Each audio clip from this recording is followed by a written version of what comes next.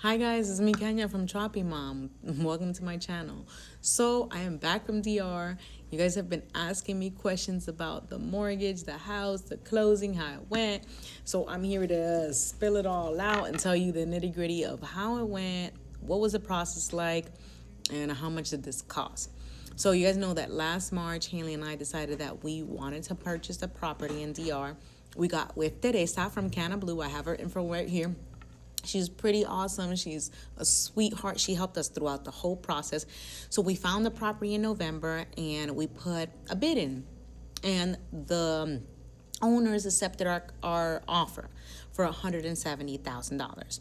So then Teresa got us with Zeta from, and she's a mortgage broker in DR, and she helped us with the mortgage component of it.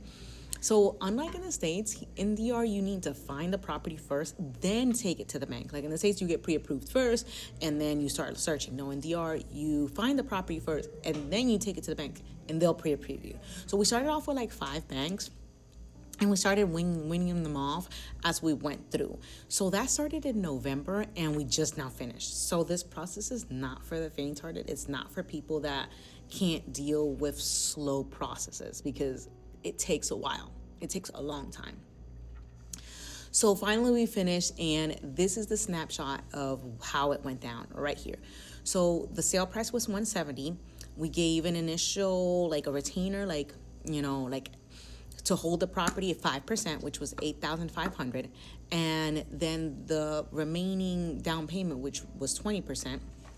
The other 15 was $24,438.50. The grand total for the down payment was $32,938.50. Okay, and that left us with the loan amount of $138,274.19, which is equivalent to $8,573,000 pesos. So that's what the loan amount, that's what we actually finance. So let's talk about a little bit about the loan itself. And I know you guys are gonna freak out when I tell you the interest rate. Initially, they told us that we were only going to get 15 to 20 years, but then after they ran the numbers and did everything and saw our credit history, they were like, oh no, we can give you a 30-year loan. So they gave us a 30-year loan, and it ended up giving our monthly payments to 91,052 pesos. What is that equivalent to? Like roughly about $1,468 roughly. The interest rate, the interest rate is 12.25. Why would I get a mortgage at this interest rate? You guys, so the interest rates in DR, they run a little bit higher than in the States just because of their currency. Currency is worthless. So because it's worth less than the dollar, their interest rates run higher. So the average rate of an interest is between 10 to 14% in DR. So we were like in the midpoint of that.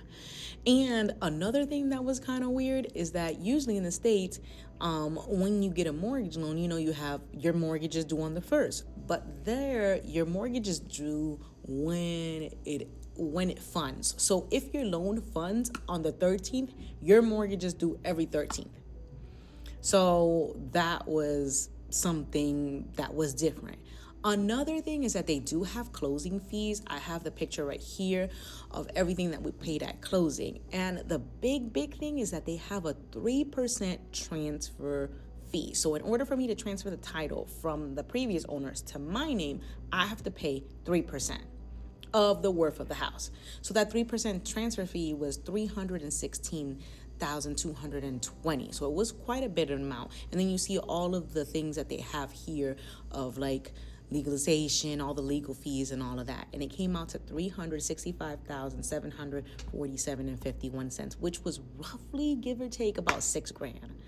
So $6,000. So that's what we brought to the table for closing. And let's go through the process of the flow. I have the flow here.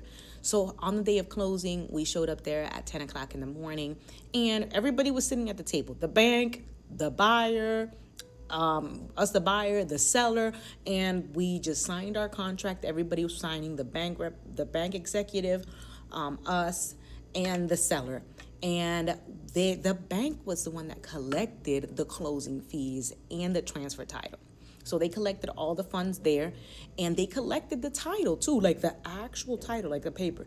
The seller gave the title to the bank, and the bank told us, now you need to go to the DGII, which is like the IRS for the DR, and create an account. We went after closing to the DGII, we created an account, and we sent the screenshot of the paper that they gave us to the bank.